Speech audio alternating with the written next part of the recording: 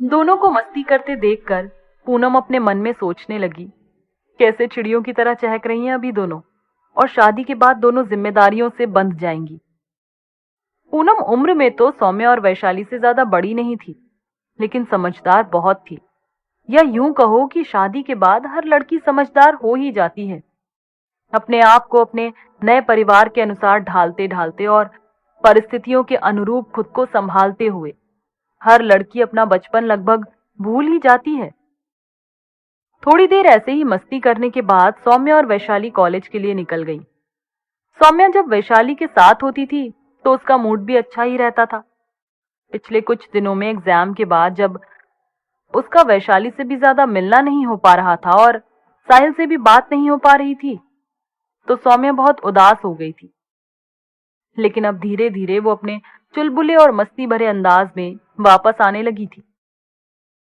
College जाते हुए रास्ते में सौम्या ने वैशाली को साहिल से होने वाली बात बताई और ये भी बताया कि साहिल ने निखिल का एड्रेस सेंड कर दिया है।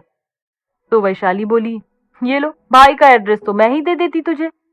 मुझे क्या पता था कि साहिल भाई के कांटेक्ट में है, और इतनी ज्यादा फ्रेंडशिप है कि अपने लव लेटर भी अब उसके एड्रेस पर मंगवाएगा। कहकर वैशाली हंसने लगी। सौम्या बोली, पागल है क्या? मैं निखिल के एड्रेस पर क्यों भेजूंगी लव लेटर? वैसे ही वो तो। कहते कहते सौम्या चुप हो गई। इस पर वैशाली सौम्या की तरफ देखकर मुस्कुराकर बोली, वो तो क्या, मुझे भी याद है कि भाई कैसे तुझसे एक अट्रैक्ट हो गया था। यार ये तो एज ही ऐसी होती है, और वैसे भी मैंने सुना है कि मेडिकल लाइन में जो लड़के लड़कियां रहते हैं वो जल्दी प्यार में पड़ जाते हैं, क्योंकि उनके लिए तो ये सब कुछ हार्मोन्स के ऊपर डिपेंड करता है। अपनी तरह थोड़ी ना है कि प्यार को प्यार ही समझे, वो लोग तो उसमें भी बायोलॉजी घुसा देते हैं। कहकर वैशाली खिलखिलाकर हंसने लगी। सौम्या भी वैशाली की बात पर जोर से हंस पड़ी और बोली, हाँ सुना तो मैंने भी है।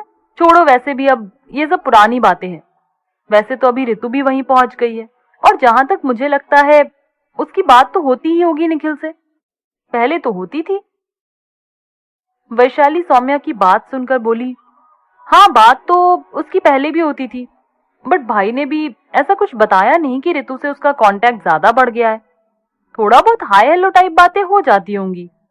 मुझे तो लगता है भाई कहीं और ही इंगेज है, क्योंकि अब फोन भी ज्यादा नहीं करता मुझे। पहले तो हर दूसरे तीसरे दिन फोन करके शुरू हो जाता था अपनी राम कहानी सुनाने, और सुबह से लेकर रात तक का पूरा रूटीन बता देता था। तब जाकर उसे नींद आती थी। अब उसको दिल्ली की हवा लग गई है, और हो भी क्यों ना, टाइम भी तो हो गया है वहां रहते रहते। जब नया नया गया था ना, तो इंदौर की याद ज्यादा आती थी उसको। अब तो दिल्ली की तारीफ करता है। अब देखना थोड़े दिनों में कहने लगेगा हमारी दिल्ली। कहकर वैशाली फिर हंस पड़ी। सौम्या बोली, तो इसमें क्या बुरा है? जहां रहने लगे वो जगह हमारी ही हो जाती है। मुझे ही देख ले, जब शुरू में आई थी तब कहाँ मुझे इंदौर अच्छा लगा था। अपने ग्वालियर को मिस करती रहती थी हमेशा। अब इंदौर छोड़कर जाने का मन नहीं करता। वैशाली बोली, हाँ कह तो सही रही है, जहां मन लग जाए वो जगह अच्छी लगने ही लगती है। हो सकता है भाई को भी वहां किसी से मन लग गया हो। वैसे भी मैं अपने भाई को इतना तो जानती हूँ, वो बहुत जल्दी किसी से भी अट्रैक्ट हो जाता है। लेकिन इतना पक्का है कि ऋतु से ज्यादा उसका कांटेक्ट नहीं है, नहीं तो वो मुझे जरूर बता देता। वैशाली की बात पर सौम्या ने जवाब दिया, हाँ ऋतु वैसे भी पढ़ाई में ज्यादा बिजी रहती है। अगर किसी से भी बात करती तो बस उतनी ही करती जितना काम हो। निखिल का नंबर भी तो उसने इसलिए ही लिया था जिससे कोचिंग वगैरह की इंफॉर्मेशन ले सके, और अपनी तैयारी के लिए भी उससे गाइडेंस ले सके। बाकी उसके दिमाग में पढ़ाई के अलावा कुछ चलता ही नहीं है। और वैसे अब ऋचा का भी कुछ कुछ ऐसा ही हाल हो गया है।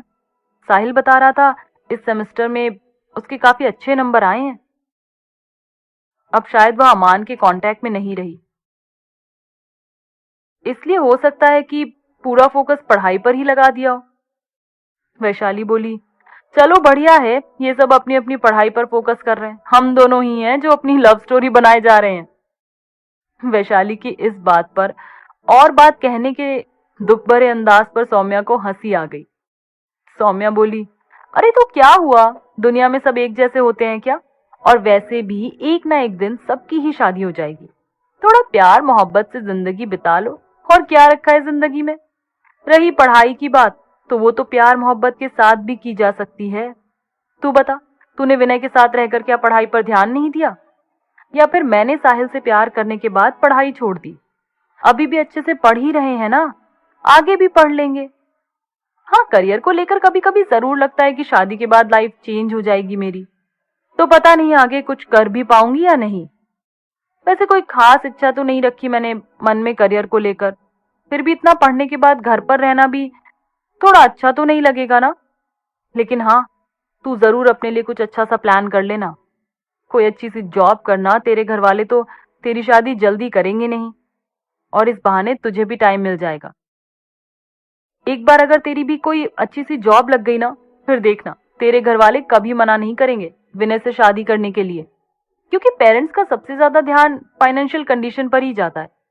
जब उनको ये श्योर हो जाएगा कि तू और विनय मिलकर एक अच्छी लाइफस्टाइल मैनेज कर सकते हैं, तो वो भला क्यों मना करेंगे। सौम्या की बात सुनकर वैशाली बोली, हाँ यार, कह तो तू सही रही है। वैसे घर वाले ग्रेजुएशन कंप्लीट होने तक तो शादी वादी नहीं करेंगे। उसके बाद मैं बोल दूंगी कि मुझे किसी कॉम्पिटिटिव एग्जाम की तैयारी करनी है। 1 साल तो उसके लिए मिल ही जाएगा, और जॉब लग जाए, इससे अच्छा तो कुछ हो ही नहीं सकता। लेकिन तब तक कैसे टालूंगी। पता तुझे, मेरे पापा के वो एक फ्रेंड है ना जो न्यूजीलैंड में रहते हैं, वो अपने बेटे को लेकर आने वाले थे। जब मैंने विनय को अपने पापा से मिलवाया था तभी, फिर उनका प्रोग्राम पोस्टपोन हो गया। अब वो जब भी आएंगे मुझे एक बार उनसे मिलना ही पड़ेगा। मैंने पापा से प्रॉमिस कर दिया था, तभी तो पापा विनय से मिलने के लिए तैयार हुए थे। बस उनसे मिलने के बाद आगे का तो मैं देख लूंगी। लेकिन ये सोचकर डर लगता है कि कहीं पापा ने पहले ही मेरी तरफ से शादी के लिए अगर हाँ बोल दिया तो फिर मैं क्या करूंगी। आगे का एपिसोड